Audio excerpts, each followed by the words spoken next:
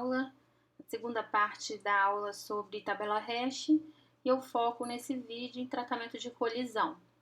A gente vê aqui nessa aula 3 estratégias para tratamento de colisão. Primeiro, lembrando o que eu expliquei no vídeo passado, relembrando aqui o que seria uma colisão.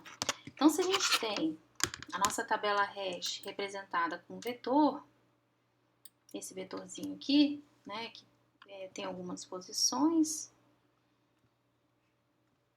e aí a gente tem uma chave de busca K, por exemplo, a matrícula, aplico a função de hash e cai no índice I, né, H de K. E aí a gente tem uma outra matrícula K2, aplicamos a função de hash em H de K2 e cai no mesmo I. Esse fenômeno, quando duas chaves de busca retornam, aplicando a função de hash, retornam a mesma posição I da tabela, a gente tem o que a gente chama de colisão. E aí a gente tem algumas possibilidades de tratamento de colisão, né? O primeiro tratamento é simplesmente caminhar para posições consecutivas livres da tabela. Então, por exemplo, se eu estiver fazendo uma busca, e aí eu tenho o aluno A, né? Primeiro eu inseri o aluno com a chave de busca K na posição I, e eu tenho o aluno B inserido logo em seguida na posição I mais 1, tá? I mais 1 aqui. Então, quando eu for aplicar a função e o aluno B tem matrícula K2. Quando eu aplico a função de hash na chave de busca K2, eu vou chegar numa posição I e verifico que não é o elemento que está lá naquela posição, o aluno A, não é o aluno que eu estou procurando pelo aluno B. Mas eu sei que existe tratamento de colisão e que a estratégia usada nessa implementação em particular, eu vou procurar em posições consecutivas livres, e aí nesse caso eu vou andar I mais 1 e vou achar o aluno B, tá? E aí a gente sempre tem que lembrar que existem duas operações aqui que envolvem busca, né? Que é a inserção, eu busco primeiro pela posição onde colocar o meu elemento, e a busca propriamente dita, né? Então, nesse caso, a colisão vai acontecer tanto na busca quanto na inserção. E a gente vai seguir a mesma estratégia, sempre sendo consistente a estratégia da inserção com a estratégia da busca. Então, quando eu insiro aqui um elemento, imagine que eu tenho um K3, ok? Um outro aluno. Apliquei a função de hash e caiu em I novamente. Olha, estou querendo inserir K3, tá? Apliquei a função de hash K3 e caiu na mesma posição I. Vejo que C está ocupado e, portanto, eu não posso inserir o meu elemento C, o meu aluno C, naquela posição. Procuro I mais 1, já tem B, não posso inserir. Procuro I mais 2, finalmente eu consigo inserir C, ok? Lembrando aqui que tanto a inserção quanto a busca vão ser circular. Eu vou passar para o final desse vetor e ir para o início, caso eu chegue no final.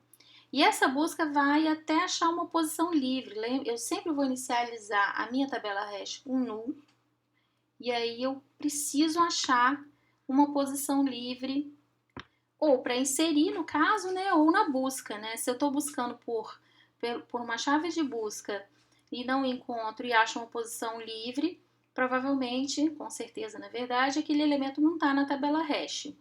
E aí a gente vê a importância de ter muito mais posições livres na tabela do que a gente realmente precisa, né? Essa função só funciona, essa técnica aqui de busca nesse vetor só funciona se houver posição livre nessa tabela hash, tá? E lá nos slides, essa técnica ela é explicada em detalhes, tá, gente? A gente vê aqui tratamento de colisão, o uso da primeira posição consecutiva livre, né? A gente vê aqui que eu tenho uma chave de busca X, aplico uma função de hash H de X, já está ocupado e não é o que eu estou procurando. Procuro até achar a posição livre. Se eu achei a posição livre, significa que o elemento que eu estou procurando não está na tabela. E se eu estiver inserindo, eu simplesmente insiro naquela posição, tá? Essa estratégia aqui, ela tá explicada, eu não vou entrar em detalhe aqui, o código tá todo explicado nos slides, eu vou fazer o upload desse slide, tá? segunda técnica de tratamento de colisão é relativamente parecida. A única diferença é que ao invés de somar de 1 a posição i, procurar por posições consecutivas na tabela, a gente vai dar um salto maior de uma segunda função de hash, tá? O que a gente faz aqui? A gente tem o vetor, a tabela, né, que representa a tabela, e aí a gente tem, nesse caso aqui, imaginem que eu tenho já os alunos A, B. E aí o aluno, imaginem que A e B estão em colisão, ou seja, aplicando a função de hash, eles vão cair no mesmo lugar.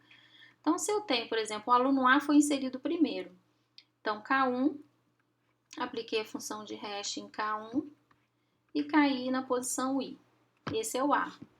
O K2, que é o B, apliquei a função de hash. Opa, desculpa aqui, errei.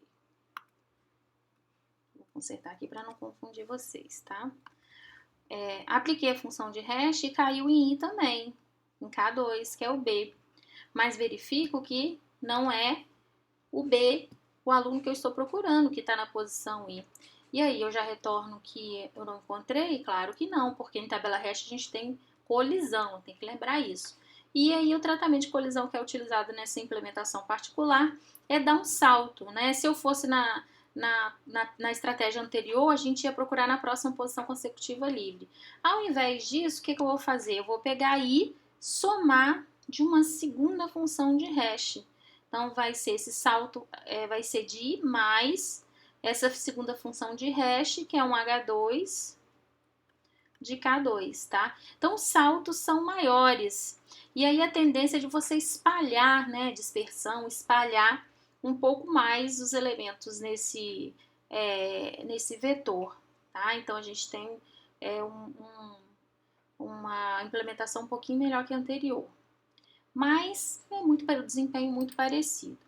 A outra estratégia, que é a estratégia mais usada e que é a que eu vou mostrar na implementação, é a estratégia de utilizar listas encadeadas como listas de colisão, tá? Então, a gente tem aqui um vetor, né?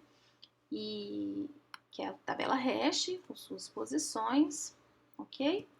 E aí, imagine que eu tenho novamente a minha chave de busca K1, apliquei minha função de hash, H de K1, e caí na posição I da tabela. Agora, eu tenho K2, inserir A, tá? Agora, a gente vai ter uma listinha encadeada aqui, que os elementos estão em colisão, vão estar em listas encadeadas, a gente não pode esquecer disso. Então, eu tenho um aluno A, tá? Na lista, e aí eu vou inserir meu aluno B, que tem chave de busca K2, eu vou fazer o mesmo processo, vou aplicar a função de hash em K2 e cai no mesmo lugar da tabela I. Opa, colisão. Aluno A e B estão em colisão, eles, portanto, têm que ficar na lista encadeada de colisão, tá? Então, cada posição da tabela é uma lista encadeada de elementos que estão em colisão, ok? Então, essas são as 3 estratégias de colisão. Essa terceira estratégia de lista encadeada é a mais usada. Eu vou mostrar para vocês um projetinho no próximo vídeo, implementando uma tabela hash que usa essa técnica, essa estratégia, tá? De lista encadeada.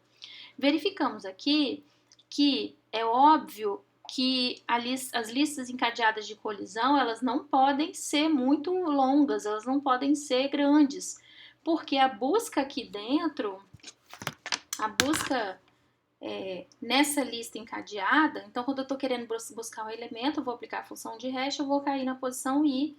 Esse movimento aqui é O de 1, né, desempenho acesso direto. Agora, com a lista de colisão, eu preciso fazer uma busca linear aqui nessa lista. Então, aqui a gente tem um O de N, onde N é o tamanho da lista de colisão. Portanto, eu tenho que manter N muito pequenininha para fazer sentido a minha tabela hash, tá? Se eu tiver listas muito grandes de colisão, eu preciso provavelmente rever as propriedades da minha tabela hash. Rever a função de hash, rever a dimensão da tabela, enfim, rever propriedades para tentar diminuir o tamanho da lista encadeada, ok? E beleza, eu não vou mostrar detalhes da implementação das outras estratégias, porque vocês podem ver no slide que eu vou colocar no Classroom, e as implementações são bem simples, tá? É busca em vetor, fazendo vetor circular, lembra que a gente já fez isso lá na fila? A fila que eu implementei para vocês é uma fila circular, então vocês podem rever, lembrar essa matéria para poder entender como que faz uma busca num vetor circular, né? Deixa eu lembrar que a gente tem que rodar, quando a gente chega no final da posição, não significa que a gente rodou já, a gente encontrou o final, não tem final porque a tabela nesse momento é circular, tá? Isso no tratamento de colisão que a gente busca na própria tabela hash, diferente do tratamento de colisão com a lista encadeada, que é o tratamento de colisão mais utilizado, ok? E aí no próximo vídeo eu vou implementar o projeto que o livro propõe, mas eu vou implementar de uma forma diferente. Eu modularizei o código, eles fizeram um código num arquivo só, eu fiz um código bem modularizado em TADES, e aí no próximo vídeo eu explico o que eu fiz e o que esse projeto faz, tá, gente? Falou, até daqui a pouco.